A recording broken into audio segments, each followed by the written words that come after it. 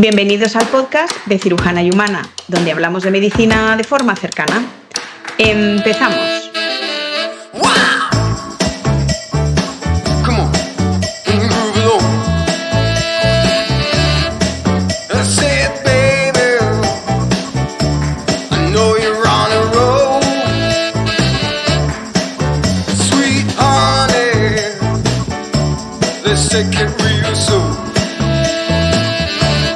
Hoy vamos a hablar de un tema muy frecuente en nuestras consultas, muy frecuente en nuestra vida diaria, pero del que hablamos poco en medios y en redes. Vamos a hablar de temas de otorrinolaringología, que es una palabra muy larga, muy chula y que incluye, ahora que la desglosemos un poquito, pues muchas secciones. Incluye nariz, boca, oído, laringe, un poco de todo, y los problemas que acarrea tanto en niños como en adultos.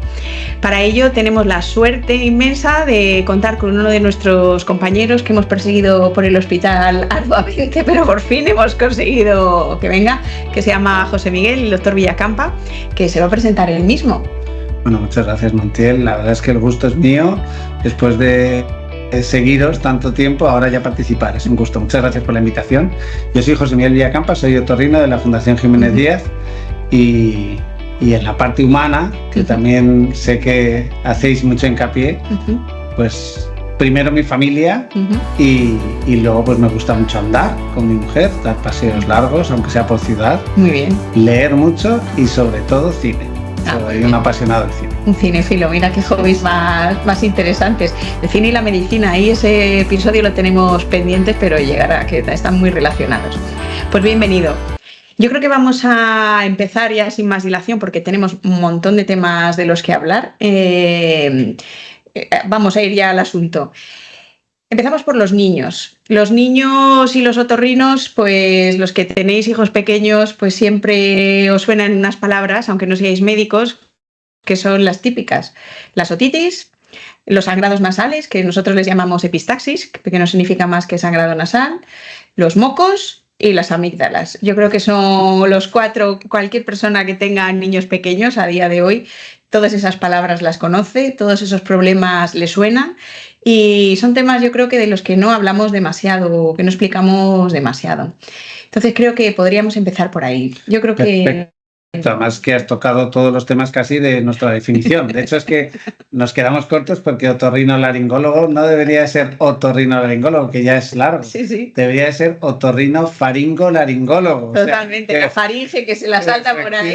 Es otra de las... Que los has ido tocando todos, pero sí, son temas muy interesantes. Pero empezamos por el que quieras. Pues las otitis, yo creo que en verano, tanto en verano como en invierno, yo creo que son grandes protagonistas por causas distintas. Eso es súper chulo, Montiel. A ver, las otitis es muy bonito en los niños.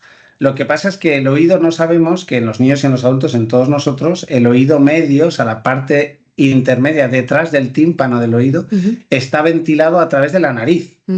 Entonces, ¿qué pasa? Que los niños tienen problemas de mocos a nivel nasal, que hablaremos a continuación de los mocos, pero todo ese problema nasal que vamos a hablar en breve repercute en que el oído no está bien ventilado. Entonces, ¿qué pasa? Que el oído normalmente está bañado en un poquito de moco para lubricar el oído, pero debería de haber aire dentro. Y en cuanto tienen todos estos problemas nasales, no ventilan bien, se acumula el moco detrás del oído, aunque sea con un catarro nasal, se acumula el moco detrás del tímpano y se produce una otitis serosa, o sea, que significa que solo se produce una exudación de moco. Entonces es cuando los niños pequeños oyen un poquito mal, pero no les duele ni nada, simplemente oyen un poco mal. Esto no es peligroso, pero hay que comprobar que vuelva a la normalidad. Entonces eso es muy típico en los niños de 3 o 5 años. Esos problemas nasales, insisto, que ahí está la génesis del problema. Además de que todavía el oído no se ha verticalizado para facilitar el drenaje del moco. Es decir, el oído tiene una posición diferente. Claro, en los niños el oído está un poquito más bajo, entonces cuesta al moco salir del oído e irse a la nariz. Sin embargo, los adultos se inclina un poco y el moco baja mejor hacia la nariz. Como por una rampa ahí. Claro, como por una rampa que se llama trompa de Eustaquio, que a todos los sonará en algún momento. Entonces, ¿qué pasa? A los niños que con todos esos problemas nasales se les acumula el moco y ese moco es el que produce esta falta de audición que no es importante. pero que se puede sobreinfectar. El problema es cuando esos mocos tienen un catarro agudo, se sobreinfecta y aparece la llamada otitis media aguda. Entonces, ¿qué es un cuadro en el que el niño le duele mucho, empieza con fiebre y lo normal es que si no cede en 48 o 72 horas como mucho, hay que poner un antibiótico para evitar complicaciones mayores. Esto sería en el entorno de un cuadro catarral. Muy bien. O sea que la génesis empieza en la nariz y va al oído. Eso se llama otitis media aguda y si en 2-3 días no está mejor, hay que solicitar visita con un pediatra para valorar un antibiótico oral. Sin embargo, las otitis del verano, que las has dicho... Eso es, las de la piscina, las típicas, ¿no? Esas son diferentes, son otitis externas, son de la piel y el pabellón y del conducto. Y eso es simplemente como nos pasa a todos, que vamos a la piscina, estamos mucho tiempo en el agua, que los niños están mucho tiempo en el agua, y se les macera la piel y se infecta. Pero solo es una infección de la piel. Eso, aunque duela mucho, no cursa con fiebre y solo se trata con unas gotitas. No hace falta antibiótico oral. Son dos cuadros diferentes. El primero, un niño con mocos y cuadro con dolor y fiebre, y el otro es un cuadro de dolor pero sin fiebre y sobre todo en verano, con piscinas. En relación con la piscina. En relación con las piscinas y para prevenir las otitis externas, ¿tapones sí o tapones no en los oídos? No está demostrado que ni llevarlos ni no llevarlos. Hay que llevarlos siempre que uno tenga problemas el tímpano. O sea, si ha tenido otitis de repetición en el tímpano o si ha tenido otitis externas de repetición, pues esos pacientes sí se les recomienda tener cierto cuidado y llevar tapones. Pero los tapones para prevenir en cualquier paciente normal, en principio no es necesario porque el oído está preparado para mojarse. Y eso en cuanto a las otitis externas. Ya hemos visto que en función del paciente, tapones en ocasiones sí, pero no siempre. Y en cuanto a las otitis medias, que la causan los mocos... Perdona, Montiel, te voy a hacer estoy acordándome, han salido algunas gotas que favorecen que los pacientes que se les queda muy mojado el oído y acaban haciendo otitis externas, se las puede echar después de cada baño. Ah, ¿y cómo se llaman? Se llaman dry otics. ¿Vale? Son gotas que secan el oído. No tenemos nada, por supuesto. No tenemos cosas comerciales. Esa es la ventaja de este podcast, que como no estamos financiados, no tenemos ningún conflicto de interés con nadie. Y podemos decir lo que nos dé la gana. Pues me alegro porque no tenemos tampoco, no nos dan ellos tampoco nada. Pues entonces, no sabía que existía. Entonces, estos pacientes que tienen otitis del verano, de repetición, porque se les queda el agua, se les macera y sobreinfecta, tienen una pequeña salida. Entonces, cada vez que acaben del baño, no en cada vez que se tiran al agua, sino cuando acaba la jornada del baño, se pueden echar 2 o 3 pulsaciones y favorece que se seque y no se quede ese agua macerando. Muy bien. ¿Vale? Qué interesante. Esto sí es que yo aprendo todos los días con esto. Yo aprendo a mí todos los días. La cuestión siguiente era, que te iba a preguntar, era en las otitis medias relacionadas con el moco y con los niños, a veces nos recomiendan aspirar o lavar los mocos precisamente para que no se acumule ahí y que no tengamos luego problemas de oídos. ¿Eso es correcto o no es correcto? Es súper buena pregunta porque nos vienen todos los días a ver, el lavado nasal es lo mejor que puedes hacer una nariz, porque la nariz tiene un sistema como de lavado, autolavado, que se basa en el moco. Entonces, todo lo que sea fluidificar ese moco y favorecer que el paciente, el niño pequeño, vaya arrastrándolo, viene fenomenal. Pero ese circuito va hacia la garganta. Entonces, el lavado muy bueno, el aspirado no es tan bueno. El aspirado favorece el reflujo del moco en una dirección contraria y además crea heridas en la entrada, porque hay veces que uno pues no lo hace con el cariño que debería. No, los niños que se mueven, lo que tengáis hijos lo sabréis, que para hacerles un lavado salen corriendo y tienes que cogerlo. Claro, entonces no se suelen dejar mucho. El aspirado no es muy bueno, entonces el aspirado no lo recomendamos. El único caso en que se recomienda es que tenga una sinusitis. Si un niño tiene una sinusitis con mocos purulentos, o sea, con pus que huelen mal, pues claro, si el pobre niño no se sabe sonar, pues se le ayuda con los aspirados. Pero en un catarro normal, en todos estos catarros de los niños, que son 95% de los casos, es mejor hacer lavado suave, ¿vale? Siempre si el niño no se sabe sonar, se recomienda tumbar al niño y hacer el lavado por la fosa nasal superior para que salga por la de abajo y luego dar la vuelta y lavar por el otro lado.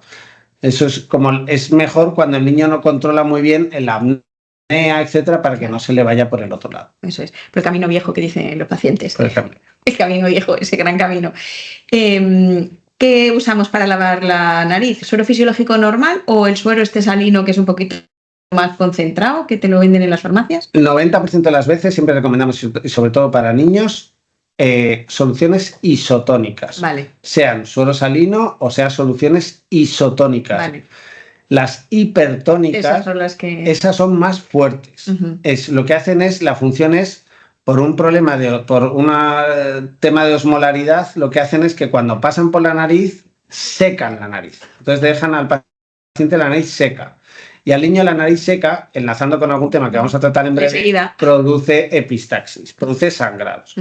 Hay que favorecer el uso de lavados con isotónicos. Solo el hipertónico viene muy bien, ya que hablamos, pues vamos enlazando, ¿verdad? Me has dicho. En los pacientes muy alérgicos. Cuando tienes un paciente alérgico y tiene un moco acuoso, continuo, que está todo el rato sonando. Líquido que se te caen las gotas. Eso, que se le están cayendo muy bien. Los mocos, es que literal. Entonces, en vez, el primer paso, y también complementario, antes de la medicación antihistamínicos, etcétera, es lavarse con agua de mar hipertónica. Pero en el resto recomendamos más irse al isotónico, porque el hipertónico acaba molestando un poco. Y además es que no son cosas que no se cuentan, no lo sabemos en general, ni otros médicos de otra. Claro, es que el hipertónico, a ver, si está muy inflamada la nariz, viene muy bien porque descongestiona, pero seca mucho y se puede usar 1 o 2 veces, pero hay gente que hace muchos lavados al día que son muy buenos, pero que entonces no los haga con el hipertónico todos, que hagan uno al día con el hipertónico, 2. Si no, le duele a mucho, los pacientes les duele la nariz. Enlazando con este tema, una de las causas también de consulta frecuente al otorrino son las epistaxis, o sea, los sangrados nasales en los niños, que de repente están tan tranquilos o están durmiendo y de repente te llama y todo lleno de sangre, que es súper escandaloso además, porque es roja, un montón ahí por todos los lados. ¿Qué nos puedes contar de las epistaxis en los niños? ¿Tiene que ver con que se sacan mocos o no tiene que ver? O porque eso es frecuente también ver los niños ahí hurgándose y buscando petróleo. Pues hay las dos vertientes, muy bien, Montiel, hay las dos vertientes. Efectivamente, hay un tema de inmadurez. O sea, es fundamental que en los niños hay siempre, ¿verdad? Todos conocemos que en todas las clases del cole hay uno que sangra siempre, ¿no? Entonces, hay un tema de inmadurez, hay pacientes que tardan en madurar el epitelio nasal y entonces efectivamente los lagos venosos que se llama un área aquí anterior, que se llama área K, por no decir el nombre en alemán, que yo no sé alemán, entonces es muy difícil, le abreviamos y le llamamos área K, es un área especialmente irrigada. Entonces ese área especialmente irrigada está especialmente accesible también al dedo. Y efectivamente el epitelio que le reviste en algunos pacientes es un poquito inmaduro y entonces a la mínima sangra. Y claro, como está tan irrigada, sangra mucho, lo que dices tú, asusta mucho porque encima tampoco ves por dónde sangra. Si a uno le sangra la mano, aprieta, si a uno le sangra la nariz, se asusta. Entonces, ¿qué hay que hacer? Lo primero es hidratar, esto es fundamental. Y evitar la manipulación nasal, ¿no? Lo que llamamos sangrados digitales, pero no por la era digital, sino por el dedo y la uña, ¿no? Entonces, ¿qué hay que hacer? Hidratar, intentar que el niño entienda que no hay que rascarse. Entonces, ¿hidratar con qué? Con agua de mar isotónica o con cualquier humectante nasal. Hay 2 tipos de humectante nasal. Las pomadas, vamos. Muy bien. Pomadas, ¿cómo pueden ser? Con una base lipoidea, grasa, que duran más. Hidratan mucho, pero son un poco untosas. Se pegan ahí. Claro, entonces esas también. El único problema, ya que hablamos, vamos mezclando temas, no pasa nada, es que no se deben de usar nunca si tiene un paciente, que no sé, en este caso no sea un niño, un adulto, con oxígeno domiciliario. Vaselina, que es la típica. Fuego, ¿no? Efectivamente, se puede quemar la mucosa. Entonces, vaselinas o cualquier producto humectante nasal, que hay muchas marcas, con una base lipoidea, que es la base es vaselina, no se debe usar con oxígeno domiciliario, pero salvo eso, la mejor. Y la otra vertiente de productos son productos con una base hidrosoluble, ¿vale? Que también los hay en el mercado. Esta vez, como hay varios, no decimos marcas, ¿vale? Entonces, pero es lo mismo. Son más suaves, pero duran menos, porque al ser hidrosolubles se evaporan antes. ¿Cómo se deben de usar estos productos? Disculpad. ¿Cómo se deben usar estos productos? Pues estos productos se deben de usar siempre poniendo una lentejita en el dedo y aplicando en el exterior de la nariz, nunca en el interior. Y en el otro lado, en el exterior de la nariz y por fuera se hace un suave masaje. Porque si uno lo mete en el de en medio, ahí es cuando se producen los sangrados. Pues se levanta la costra. Así que todas las pomadas en la nariz pomadita y masaje externo. Muy ¿vale? bien. Y imagínate que es un problema que es de repetición, hemos usado pues la pomada del tipo que sea, pero continúa sangrando. ¿Hay algún momento en el que se debe consultar al otorrino o no? Pues sí, como has dicho tú, sí, usando un humectante nasal, a ver, hay que diferenciar, momento agudo, sangra, pues como todo el mundo sabe, meter algo, ¿no? Que se pueda sacar. No empezáis a meter papel higiénico porque luego se queda el papel higiénico pegado o no sabes dónde se ha quedado y se genera un cuerpo extraño dentro de la nariz. Algo que puedas sacar entero, pues una gasa, etcétera, una pelota de algodón, pero que esté al algodón apretado. Y mejor en agua oxigenada. Eso favorece un poquito que corte la hemorragia. Se aprieta fuerte a este nivel, se mete, se aprieta fuerte y se tira al paciente siempre para adelante, nunca para atrás. Mira, ¿por qué para atrás no? Porque para atrás la sangre cae para atrás y el paciente, cualquier paciente, y esto yo creo que lo podemos también hablar, hablando de la disfagia, que es la dificultad para tragar, si un paciente sube la cabeza, traga peor, paradójicamente. Todo el mundo hemos visto en las películas que se mete la gente en la pastilla y hace, sí, eso es lo peor que puedes hacer, lo peor. Porque es la manera de que se te vaya por el otro lado.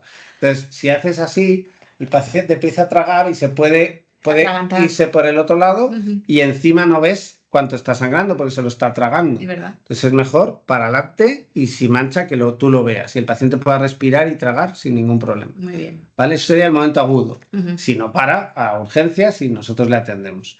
Y de forma crónica, si durante un mes uno está usando la pomada, la vaselina o el humectante intranasal que decidamos, por cierto, vaselina sin perfumes, no vale las vaselinas perfumadas que irritan la mucosa, vaselina pura de farmacia.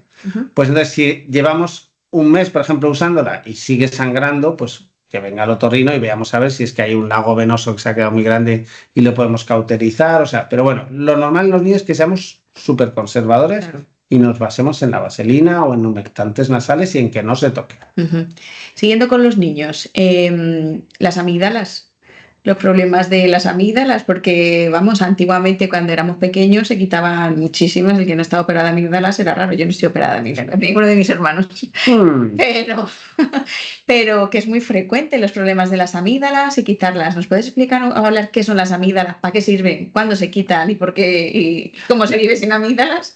Vale, pues las amígdalas son como parte de tu sistema de defensas, pero como todos sabemos se pueden quitar partes del sistema de defensa y no repercute en absoluto en las defensas del paciente, que eso es como una leyenda urbana que algunos pacientes nos traen, ¿no? Pues no me quite las amígdalas y me quedo sin defensas, no. Estamos hablando de menos de un 1% del sistema de defensas del cuerpo humano. Están situadas a los dos lados del paladar blando, atrás de la lengua, detrás de la lengua, ¿vale? Y a los lados de la campanilla. Que tú te ves la campanilla y te ves cuando tienes la garganta inflamada, pues te las ves ahí rojas y candentes. Esas. Y no son más que como un órgano de defensas. ¿Por qué? Porque nosotros nos defendemos o aprendemos a defendernos de los virus, las bacterias, etcétera, muchas veces a través de la boca. Pues tocamos, comemos, respiramos, chupamos, los niños se llevan toda la boca. Exacto. Entonces, ¿qué pasa? Que las defensas de la boca crecen mucho porque están aprendiendo a defenderse. Entonces, es bueno tenerlas, por supuesto, quitarse mejor. Pero ¿qué pasa? Que hay veces que se inflaman tanto y producen tantas inflamaciones que el paciente empieza a no merecer la pena tenerlas ahí dentro. No pueden pasar solo por el tamaño. Si crecen mucho, el paciente se ahoga por la noche, aparece lo que se llama la apnea. Entonces, el paciente no nos importa que ronque, la roncopatía en sí no es un problema, es un problema para el acompañante, pero no para el paciente, pero la apnea sí. Entonces, si aparecen amígdalas con apnea, hay que quitarlas, ¿vale? ¿Qué también puede producir que queramos quitarlas? Que se le infecten con bacterias resistentes, no que se le infecten con virus. O sea, que uno tenga amigdalitis de repetición víricas, que son las más frecuentes, simplemente son 2-3 días de dolor de garganta y luego ya se va bajando, ¿no? Tiene un poquito de fiebre y en 2-3 días, 4 a lo sumo, ya empieza a bajar la fiebre y ya está el paciente mejor y nada más. No está muy postrado y no tiene mucha repercusión. Eso es una amigdalitis vírica. eso en principio no merece la pena quitar las amígdalas por eso.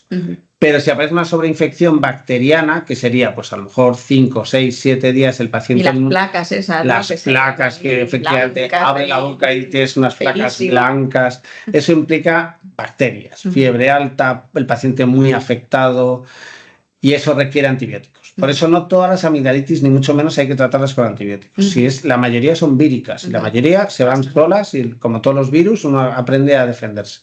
Pero cuando aparecen amigdalitis bacterianas de repetición, eso no es bueno.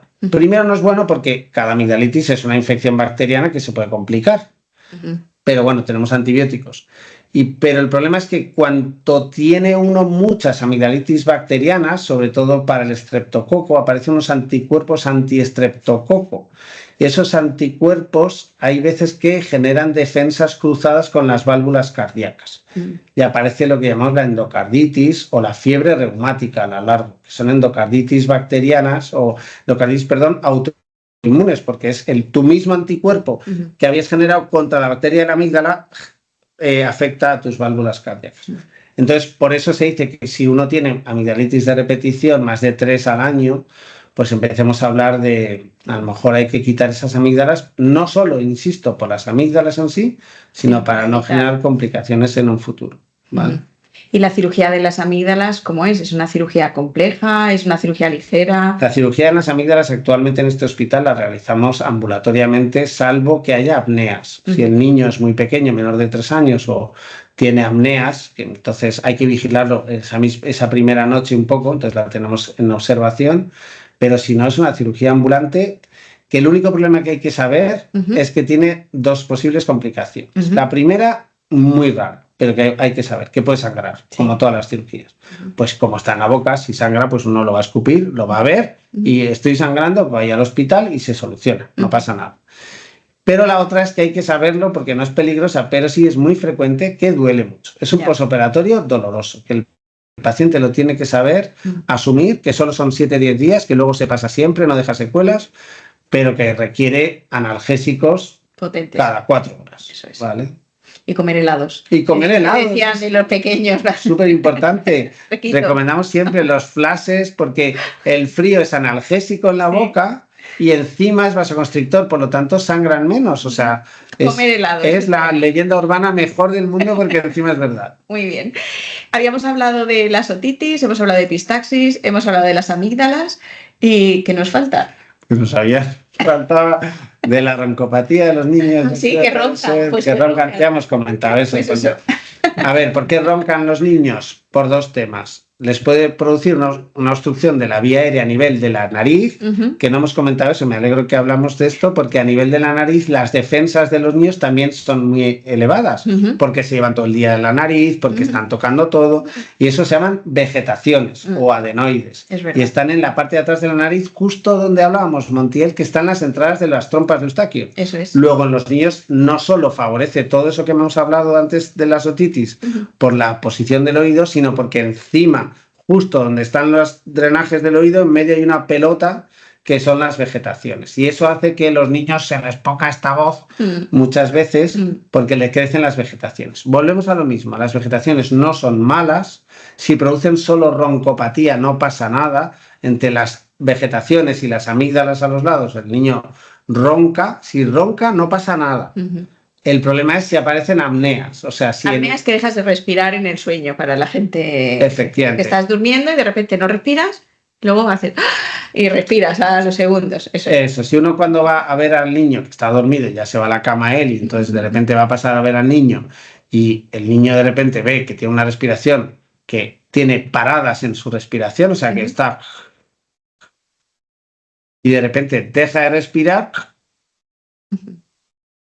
y pasados 10 segundos coge aire como que se ahogaba. No hace falta, por Dios, pasar toda la noche al lado del niño, como paséis ya está, ¿vale? Pero si aparece eso, sí es bueno ir al pediatra, ¿vale? Porque entonces en esos casos hay que ver cuántas apneas, si es verdad, hay veces que ponen algún tratamiento y si no mejora, es una de las causas que hemos dicho para quitar las apneas, pero roncar no. Vale, estamos de las vegetaciones y las vegetaciones, si crecen mucho, ¿se tienen que tratar o no? Lo mismo, si las vegetaciones crecen, ¿por qué? Porque dan otitis de repetición o porque dan cuadros nasales con pus de repetición que requieren antibiótico, no cuadros virales. Volvemos que sería lo mismo otra vez. Un cuadro viral sería el niño se congestiona, no respira bien, tiene un poquito más de los mocos un poquito más blancos, pero en 3-4 días, 5 a lo sumo, está mejor y con los lavados nasales y el paracetamol normal que damos, ¿no? El Dalsi, el ibuprofeno, el paracetamol, vamos combinando los que somos padres, pues con eso pasa, no pasa nada. Pero sí, eso se complica con sobreinfecciones bacterianas, más de 3 al año, lo mismo con mocos purulentos, afectación del niño, generación de otitis, se le baja y como le está justo las adenoides están encima de las amígdalas, pues genera una amigdalitis después, pues entonces cuando hay que pensar en quitar esas vegetaciones. También se dice cuando el niño no para de respirar por la boca.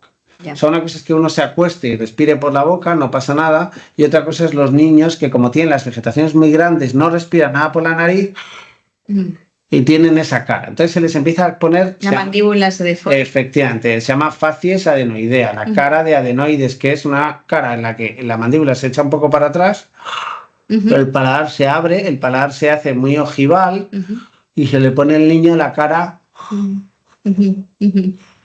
Entonces, cuando se le queda esa cara al niño, empezamos a ver al niño todo el día así, durante más de 3-6 meses así, es cuando hay que intentar pues volver a que ventile por la nariz para que el paladar se vuelva a colocar bien, la mandíbula se cierre, cierre la boca, vamos, un poco que no se le quede al pobre esa cara, esa deformación al final, porque eso luego ya no... Es difícil, bueno, pero bueno, están nuestros compañeros, los protésicos dentales y los maxilos que hacen muy buena labor, pero bueno, mejor es evitar, ¿no? Efectivamente, la prevención siempre, que siempre acabamos hablando de lo mismo en este podcast. Sí. Claro, no. Luego, esto yo creo que los niños son los temas más candentes. Ahora yo creo que pasamos a los adultos. Es que como el torrino es tan amplio, pues tenemos que elegir 4 cosillas. Tendrá que venir más. Totalmente, vamos. Yo creo que uno de los temas importantes en los adultos vamos a empezar por uno que es oigo, pero no entiendo y tengo un pitido en el oído. Son 2 cosas diferentes, no, pero son asociadas. Pero pues eso es. Entonces, el oigo, pero no entiendo y tengo un pitido continuo, paciente adulto, ¿cómo lo abordamos? ¿A qué se puede ver? A ver, lo normal es que sea un paciente ya entrado en años. O sea, cuando vamos entrándonos en años, vamos perdiendo capacidad auditiva. Entonces, el oído hay muchos tipos de sordera. Como dijeron, se llama hipoacusia en términos científicos, pero vamos a llamarle sordera, ¿vale? Hay sorderas del oído externo, del oído medio, que es donde están los huesecillos. Todo eso da una sordera en la que el paciente oye o no oye, pero entiende bien. Y luego está la sordera del oído interno. Hay algunas sorderas del oído interno, no todas, que dan ese tipo justo de afirmación. El paciente oye, pero no entiende. La inteligibilidad es la que se ve afectada.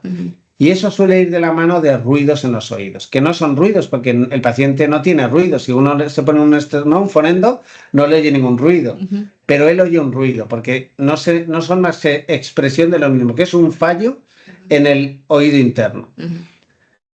Eso tiene mala solución. O sea, y el paciente, primero, vamos a hablar de la sordera. La sordera esta se puede mejorar con audífonos, con audioprótesis.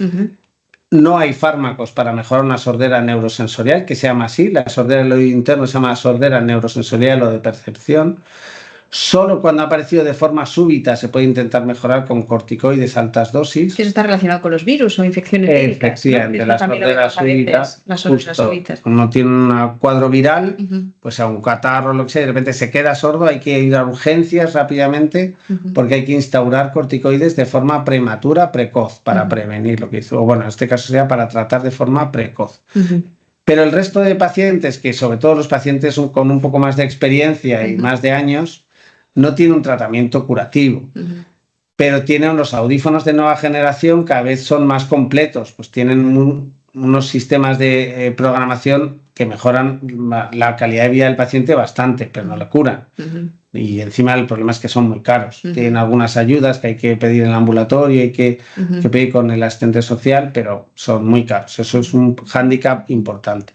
Porque además producen cierto aislamiento ahí también. Claro, es que la sordera hay que tratarla, y ahí sí que hablabas cuando decías de prevenir, hay que tratarla de forma precoz. Cuando veamos que uno de nuestros mayores se empieza a aislar, empieza a repetir ya, no es peligroso el que diga qué, el peligroso es el que ya no dice qué porque ya está cansado, porque luego aparece el aislamiento y el aislamiento va de la mano de la depresión, pérdida de memoria, pérdida de estímulo cerebral. Todo. Entonces la hipoacusia hay que tratarla de forma precoz. En cuanto aparece hay que llevar al otorrino, calcular bien, nunca llevarla directamente a comprar un audífono, sino primero a diagnosticarlo, porque a lo mejor puede ser un problema distinto. Un tapón de cera, o puede ser una otitis serosa. Ay, los tapones de cera. Lo que quieras. Bueno, entonces, estamos en eso. Vale, esos son en los más mayores, pero imagínate que la sordera no es del oído interno, es de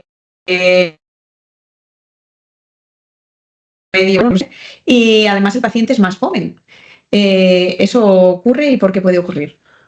Hombre, hay un abanico de posibilidades de diagnóstico diferencial de la sordera en pacientes no tan añosos, es muy amplio, pero bueno, gracias a Dios, la mayoría de sorderas son tratables en un paciente de edad media o joven, porque suelen ser asociadas a tapones de cera, a mocos en los oídos, o sea, en el oído medio, y entre esas dos se llevan la mayoría. Luego ya hay cosas pues un poco más raras, que puede ser la autoesclerosis en mujeres jóvenes y de mediana edad, que es un problema de como si dijéramos una esclerosis o una artrosis de los huesecillos, de la unión del oído medio con el oído interno. Justo está en el acabalgamiento, ¿no? Una zona que se llama la platina. Entonces, como afecta mucho a un huesecillo que se llama estribo, muchos se pueden operar y eso queda muy bien. Pero hay otras vertientes de autoesclerosis que afectan al otro lado de la platina y es el oído interno y esas no se pueden operar. Lo digo porque algún paciente o algún oyente puede decir, pues mira, yo tengo autoesclerosis y a mí no me han dicho que no lo pueden operar. Depende de qué lado esté, de qué cara del espejo. Efectivamente. Eso es. Y supongo que todos se lo están preguntando porque yo me lo pregunto y lo desconozco porque no soy otorrino. Ahora llevamos mucho tiempo cascos puestos, auriculares. ¿Esto empeora la audición a medio o a largo plazo? ¿O no? Porque es muy frecuente ver los auriculares que se meten dentro, los de fuera, que va todo el mundo con auriculares por la que te subes al metro y todo el mundo los lleva. Pues mira, no empeora como tal si lo usas bien. El problema es que no se usa bien. O sea, hay que usarlo con un volumen adecuado, pues un volumen bajo, ni medio, bajo. Daros cuenta que un sonido normalmente se atenúa en el ambiente y a uno no le llega ni la mitad del sonido que hay en el ambiente, ¿no? Porque tiene que meterse en el conducto auditivo, etc. Sin embargo, si uno se mete un casco dentro del oído, es que va directo al tímpano. Total. Entonces, como uno le dé fuerte, la probabilidad de hacer un traumatismo acústico es mucho más elevada. Los traumatismos acústicos aparecen a partir de los 80 decibelios. ¿Eso es mucho o es poco? Los 80 decibelios se calcula que es una ambulancia, de cerca. Entonces, cuando te pasa una ambulancia que haces así con los ojos, ¿vale? Normalmente, además, es muy curioso porque haces así con la cara cuando tienes un ruido fuerte. Total. Porque el mismo nervio que mueve la cara, que es el facial, inerva un músculo que sujeta a los huesecillos. Y entonces, como sujeta la vibración de los huesecillos, atenúa la señal que le llega al oído interno. Entonces, claro, uno genera una contracción de todo el músculo facial. Entonces, hacemos todos, ¿verdad? Hacemos así con la cara.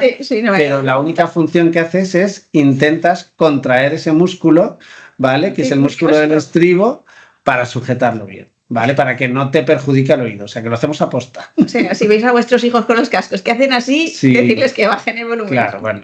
O sea, es que el problema es eso, que los jóvenes tienden a subir mucho la música y eso es muy malo. Pero el problema es que como ponen los cascos y te pones solo la pegatinita de ojo que esto es responsabilidad suya, pues ya se lavan las manos. Ya. Y esto a la larga va a crear más sordos porque estamos convencidos, ¿no? Casi seguro. Si no se sabe usar bien y no se está educando bien, porque no se está educando bien. No, nada, cero. O sea, esto no se dice, esto no se habla, por eso tenía interés en comentarlo. Bueno, es fundamental que los cascos se pongan a un volumen bajo, que uno lo oiga, pero que no le aturulle todo. Muy bien. Eso en primer lugar, lo de oigo pero no entiendo. En segundo lugar, yo creo que las disfagias las vamos a dejar para el final. No sé si quieres que entremos en los vértigos o... A ver, los vértigos... Es un tema complejo también. Es un tema complejo, pero si quieres vamos a dar 3 nociones. Venga, me parece bien. Para que todos... A ver, vértigo, es muy importante diferenciar vértigo, que es miedo a las alturas, que eso es con lo de la película. Correcto. Y eso no es del oído interno, ¿vale? Es un problema, es una fobia. Total. Que no tiene nada que ver. Muy bien. Entonces, ya sabiendo lo otro, ¿qué son vértigos? A vértigo se llama genéricamente a los oídos, a los vértigos que dependen del sistema vestibular, que el sistema vestibular es el sistema que lleva el equilibrio que está a nivel del oído. Vale, es muy importante que los pacientes o los oyentes sepan. Bueno, y pacientes, y los pacientes, y médicos también, que no somos otorrinos. Que el equilibrio se basa en 4 patas. Entonces, todos los problemas que tengamos de equilibrio no van a ser del oído. El equilibrio se basa en el oído, el cerebelo, que es, por ejemplo, el que nos enseña a montar en bicicleta. Por ejemplo, cuando hay un mareo que depende del equilibrio del cerebelo, el borracho. Bueno. El paciente que tiene una intoxicación alcohólica tiene un problema en ese momento agudo en el cerebelo. Y como vosotros veis, seguro que ningún oyente está borracho, pero ha visto a algún borracho, pobrecito, pues estos pacientes tienen una inestabilidad y un mareo que les lleva a, pues a veces vomitar, etc. Pero eso es un problema del equilibrio que no depende del oído. Entonces, todos los problemas que dependan del cerebelo, no siempre el alcohol, sino otros problemas, otras enfermedades del cerebelo, también van a afectar al equilibrio. La vista. Hay gente que tiene mareo porque tiene un problema en la vista y no se lo han diagnosticado. Y entonces tiene un mareo. Es como una... nosotros somos conscientes o de forma inconsciente manejamos las posiciones o dónde está nuestro propio cuerpo. Entonces, la propiocepción es un sistema por el que yo sé que mi mano está aquí sin ver mi mano. Entonces, yo sé que mi mano, etcétera, que ese sistema es el que le produce a la gente que tiene amputaciones, cuando le cortan un brazo, pensar que aún tiene el brazo, porque el miembro fantasma, esa misma sensibilidad aún está inervada, aún está irritada, y el paciente piensa que tiene el brazo por esa propiocepción, ¿no? Bueno, pues entonces hemos visto que eso y el oído generan los mareos. Entonces, primero y muy importante, no todos los mareos vienen del oído. Los mareos que vienen del oído, ¿cómo son? Rápidamente, siempre se caracterizan por una tríada, que sería: el paciente tiene una sensación ilusoria de movimiento, o sea, es muy típico que el paciente no es que esté como si fuera en un barco, sino que todo está girando, tiene que estar girando alrededor, ¿vale? El paciente tiene un problema en la mirada, cuando le mira uno a los ojos, el ojo para hacer un movimiento que se llama nistagmo, que viene de nistagmere, que es leer, y es el movimiento que haríamos cuando leemos, que es movimiento lento leyendo y rápido recuperando, lento, rápido. Entonces ese movimiento, que es así, como lento, rápido, eso se llama nistagmo. Entonces tiene una sensación ilusoria de que todo gira. Le miramos a los ojos tienen ese movimiento. Y tercero, el paciente siempre se cae para un lado. Muy importante, ¿vale? Para el lado contrario al lado donde está batiendo ese nistagmo. Bueno, eso no vamos a entrar, es un poco complicado. Pero siempre se cae para un lado. No se cae ni para adelante, ni para atrás, ni para cualquier lado. Se cae para un lado, siempre para un lado. Porque está teniendo un sensor de los dos, hay un sensor que está fallando y se cae para ese lado, siempre. Entonces, si nosotros vemos esa tríada, es un vértigo que llamamos nosotros periférico, o sea, de la parte del oído. Y eso es la que tiene que acudir a urgencias, porque gracias a Dios, la mayor parte, o sea, primero, todos los vértigos, que ese es también un mensaje muy importante, se curan. Todos se acaban compensando. O sea, el paciente no va a vivir de por vida con esa sensación. Porque no se puede vivir así. No se puede vivir así. El sistema nervioso central compensa. Eso es alivia mucho, porque yo tengo vértigos y cuando me vas digo, se va a pasar. Es muy importante. Porque te pasa fatal cuando tienes un vértigo. Pasa muy mal. Hay pobrecitos, los pacientes que lo tengan, les comprendemos y les ayudamos en lo posible, ¿vale? ¿Hay algún desencadenante o algo que evitar para que no aparezca ese vértigo? Gracias a Dios, el vértigo más frecuente que existe se llama vértigo paroxístico posicional benigno, o vértigo posicional paroxístico benigno, que es un vértigo que se produce por un depósito irregular de unas sales dentro de los líquidos del oído interno, y cuando uno gira en la dirección de donde está ese líquido, que se llaman canales semicirculares, se produce una sensación de giro porque el oído piensa que al tener ese depósito está girando el paciente. Y entonces da esa tríada que acabamos de ver. Se cae el paciente para un lado, los ojos se le mueven y todo da vueltas. Entonces eso se soluciona con unas maniobras en la sala de urgencia. Eso es lo que el giro ese que hacíais así, que yo nunca aprendí a hacerlo, pero que lo hemos visto yo cuando era estudiante hace 300 años. Hace 5 años, no sé, sí, nada. Vamos. Sí, son las maniobras de recolocación. Entonces lo que haces es intentar soltar esas sales depositadas. Entonces tienes que detectar en qué canal semicircular está y una vez que lo veas, haces las maniobras contrarias para que el paciente se le suelte. O sea que gracias a Dios, por eso se llama benigno. Se va y es paroxístico porque lo único es que hay que saber que puede volver a aparecer. Y sobre todo el mensaje que se cura y se compensa y que no te queda de siempre para sí. Y que vengan urgencias. Claro, porque hay veces que no es un paroxístico benigno, que se va solo. Y si nosotros hacemos la maniobra, se va antes, pero si no uno no se hace maniobras, se va solo. ¿Vale? Pero hay otros vértigos que se necesitan tratamiento, los corticoides, antieméticos para no vomitar tanto, sedantes vestibulares. O sea, se puede ayudar con otros. ¿Vale? Ahora vamos a los ronquidos en los adultos, porque ya no tenemos amígdalas que nos operamos en la infancia, pero ahora ha empezado a roncar y ahora ¿qué hacemos? Bueno, hay muchos adultos que tienen ya amígdalas, que eso es bueno, o sea, que no hay que quitarlas, ¿no? Pero a ver, lo más importante es distinguir esas dos cosas, que ronca o que tiene apneas. El paciente que ronca, en principio, no es una patología en sí, es simplemente una molestia de al lado, pero no le produce al paciente ninguna molestia. Si tiene interés en mejorarlo, eso tiene que ir al otorrino, pero eso ya en la privada. El tratamiento de la roncopatía no está dentro de los social, ¿no? Cubierto por la seguridad social. Sin embargo, el tratamiento de las apneas, que es lo que hay que ver, y para eso sí se sospecha, lo que hemos hablado antes de las apneas, hay que hacer pruebas, entre ellas la polisomnografía, etcétera, que hay que monitorizar el paciente en el sueño. Pues si tiene una afectación por apneas, pues hay que ver qué es lo que merece la pena. Entonces nos lo mandarán al otorrino, se lo mandarán al neumólogo y nosotros los otorrinos veremos toda la vía aérea.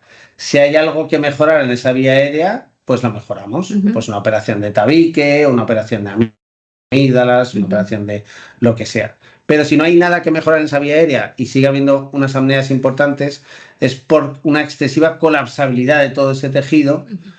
Pues en principio hay que probar si esas apneas son graves, unas técnicas que se llama CPAP, es una máquina de ventilación. Claro, que lo que hace es abrir. Genera una presión positiva que abre esa excesiva colapsabilidad. Pues interesante, hablaremos con los neumólogos también sobre este tema que yo creo que es súper frecuente. Perfecto. Disfagias, problemas para tragar. A ver, la disfagia es un tema que me alegro que saques porque sí que debería de darse más visibilidad, ¿no? Eso sí que, ahora que estabas comentando eso, la importancia de la prevención. Eso es. A ver, ¿qué es la disfagia? La disfagia es la dificultad para tragar. La dificultad para tragar no es que no puedas iniciar la deglución, sino que cuando la inicias se te quede a medias o se te vaya la mitad del contenido por el otro lado y generes aspiraciones, o sea, contenido alimenticio en el pulmón con neumonías de repetición. Claro. ¿Por qué es tan importante esto que a mediana edad a todos nos parece que bueno, esto es súper raro? No, bueno, sí me acuerdo una vez que me atraganté y ya está, ¿no? Que se me fue la Coca-Cola por otro lado. A ver, sí, es verdad. El problema es que en los ancianos y en los pacientes con enfermedades neurológicas esto es muy frecuente y está claramente infradiagnosticado. Totalmente. ¿Por qué? Porque cuando uno se atraganta, tose. Ese es el mejor reflejo que puede hacer. Entonces, si uno se le va el líquido por el otro lado, tose. Pero los pacientes con enfermedades neurodegenerativas o neurológicas también tienen alterada la sensibilidad de la mucosa traqueal. Entonces el paciente se le va la comida por el otro lado y no tose. Entonces, claro, se acumula en el pulmón y genera neumonías. Es tanto que una de las causas más importantes de muerte del ictus, cuando a una paciente le da un ictus cerebral, en las primeras 24-48 horas, por supuesto, son las consecuencias del ictus, pero pasadas 48-72 horas siguientes, la causa más frecuente de muerte es disfagia, porque producen aspiraciones, neumonías de repetición y se mueren por esas neumonías de repetición. O sea que lo importante y el mensaje que queremos trasladar a la población y a tus oyentes es cualquier paciente mayor que le cueste comer, que a veces se atragante un poquito o que tenga voz, le llamamos voz húmeda al comer, que no tose, pero como si tuviera algo, como si tuviera una flema que no acaba de tragar, por favor, que nos la traigan al otorrino. El otorrino hará un estudio de disfagia y verá exactamente si es al comer líquido o es al comer algo de consistencia miel o algo de consistencia néctar o algo de consistencia pudding o algo de consistencia sólida. Hacemos un estudio diferencial por texturas y vemos con una camarita si hay algo que se le está colando al donde no debería de colarse. Si aún así tenemos dudas, también hay pruebas, ¿vale?, que se llama videofluoroscopia, que lo hacemos como con rayos. Le damos una papilla y vemos qué hace esa papilla, si va por el camino correcto o se va por otro camino. Y generando tratamientos para prevenir esas neumonías, prevenimos un montón. También hay rehabilitación, los compañeros de rehabilitación también les enseñan a tragar mejor. Nosotros estamos, yo creo que más acostumbrados o sensibilizados, en concreto hablo de los cirujanos, porque pacientes han estado críticos, pacientes que llevan mucho tiempo en hospital con situaciones graves y complejas, es frecuente que vengáis a valorar a la unidad de disfagia a estos pacientes y ya nos vais las recomendaciones, se rehabilitan y muchos recuperan la funcionalidad, sobre todo en pacientes críticos. En pacientes más mayores yo creo que es un poco distinto. Es porque mejoran, ¿no? Claro, es que la rehabilitación en un paciente mayor es difícil, pero bueno, hay veces que sirve mucho, ¿no? Yo creo que aquí, por ejemplo, tenemos una labor, impagada, que es de nuestras enfermedades de disfagia, Cristina y Graciela. Eso es. Que van, como dices tú, a todos lados, están a pie de cama, valoran a los pacientes y si ven que aún así requiere algo más de valoración, nos lo comentan a nosotros, hacemos ya una valoración más instrumental, pero esas pruebas a pie de cama son fundamentales para dar de una manera segura la alimentación y no hacer así para tragar la pastilla. Eso no, mal, porque se te va para el otro lado. Mensaje también, take home messages, un mensaje para llevar a casa a todos nuestros oyentes, que cuando haya que tomar pastillas o algo difícil, por favor, que bajen la cabeza para tragar, nunca la suban. Efectivamente, eso se nos va a quedar, ¿ves tú? Además de lo que tú dices, en todas las películas y en todo, sale siempre para arriba. Nunca, siempre para abajo. Yo creo que nos queda un gran bloque que así, es que como son tantos temas, que son los tumores. ¿Son frecuentes los tumores en el área de los otorrinos, de oído, de faringe, de laringe? Pues ¿frecuentes? Dividiendo, oído, muy infrecuentes. Los tumores más frecuentes de oído podrían ser del oído interno, pero no es una zona frecuente de tumores serios. De la nariz, no son tampoco tan frecuentes, ¿vale? Hay a lo mejor algunas lesiones como premalignas que nos dan un poquito más de miedo y quitamos extensamente, que se llamarían los papilomas invertidos, pero los tumores nasales, siendo muy peligrosos, no son frecuentes, gracias a Dios, ¿vale? Serían frecuentes, eso sí, digo para dar algún mensaje, es a los oyentes que trabajen con cosas inhaladas, sean tintes o serrines, ¿vale? Pinturas que, por favor, de vez en cuando tengan un catarro que le dura más de 2-3 semanas, un mes siquiera, inmediatamente revisión por el otorrino, que le veamos, ¿vale? Por si acaso, porque sí que se asocian a un poquito más de aparición de algunas lesiones que se pueden tratar, pero que tienen que venir, ¿vale? Es importante, ver si no lo sabía tampoco. Vale, pues cualquiera, por supuesto el asbesto y todo esto ya ni te cuento, pero yo lo que te digo sobre todo es cosas que no sabemos, como tintes, pinturas y cosas inhaladas tipo polvo, que corten con radial y serrín, mucho el serrín es también muy malo, ¿vale? Y luego, por último, la laringe. Todos sabemos que el cáncer de laringe está asociado al tabaco y al alcohol, sobre todo al tabaco. Ha habido un fenómeno de disminución del tabaco últimamente que nos ha venido bien a los pacientes, y eso porque ha habido una disminución de estos pacientes, pero está retomándose. El tabaco nos está dando un poco de miedo porque los pacientes jóvenes están volviendo a perder el miedo al tabaco. Entonces, a ver, no es el más maligno de los cánceres, pero se muere mucha gente. Y es muy mutilante a veces, efectivamente, ¿no? Sobre todo es que es muy mutilante, sí.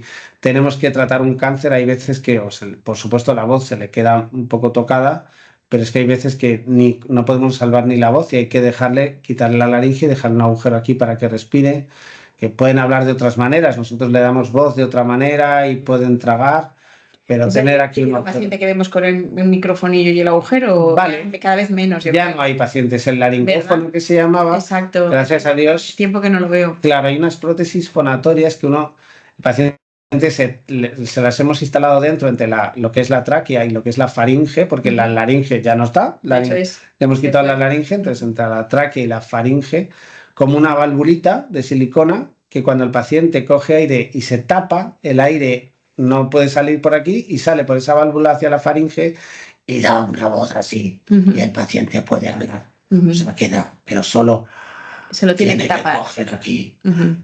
Y hay que taparse. Entonces, como tú bien decías, es una enfermedad muy mutilante. Así que animamos a siempre abandono del hábito tabáquico, pero desde luego a los que fuman, cuanto menos fume uno mejor, porque el riesgo para padecer el cáncer de laringe no es si uno fuma o no, no es sí o no. Entonces, si ya fumo, bueno, pues ya fumo, me fumo 30.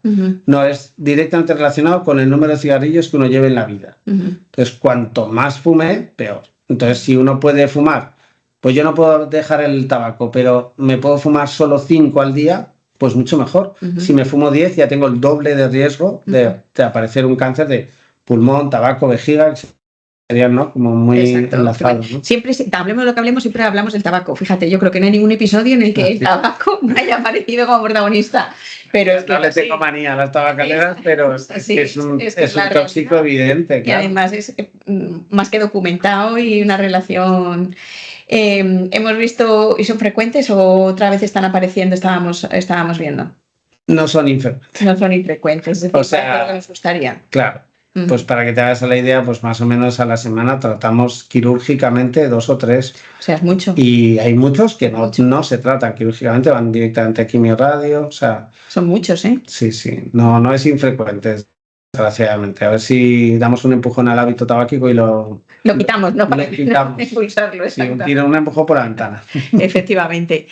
Yo creo que con estos grandes temas, no sé si se nos olvida algo o algún tema que tú pienses que es muy frecuente. No te lo voy a decir porque así me invitas otro día. Perfecto, trato hecho. Lo único que sí que te pediría es un mensaje final para nuestros invitados y para nuestros oyentes y para quien tú consideres relacionado con tu especialidad o no para todos ellos. Pues mira, voy a decir uno que no hemos mencionado, pero que es como muy importante. No uséis bastoncillos, por favor. ¡Ay, sí! ¿Cómo se me puede olvidar el bastoncillo? No uséis bastoncillos para los oídos. A ver, los oídos tienen un mecanismo como de extrusión radial de la cera que los suelta solo, ¿no? Entonces la cera va saliendo sola. El bastoncillo está hecho para los pliegues de las orejas. Totalmente. Pero no para el interior del conducto. Así que el mensaje del otorrino siempre es: no se mete en el oído nada más pequeño que un codo. Perfecto. Así que lo dejamos ahí si quieres. Pues muy bien, muchísimas gracias por haber venido y hasta la próxima. Un placer. Hasta la próxima. Hasta la próxima.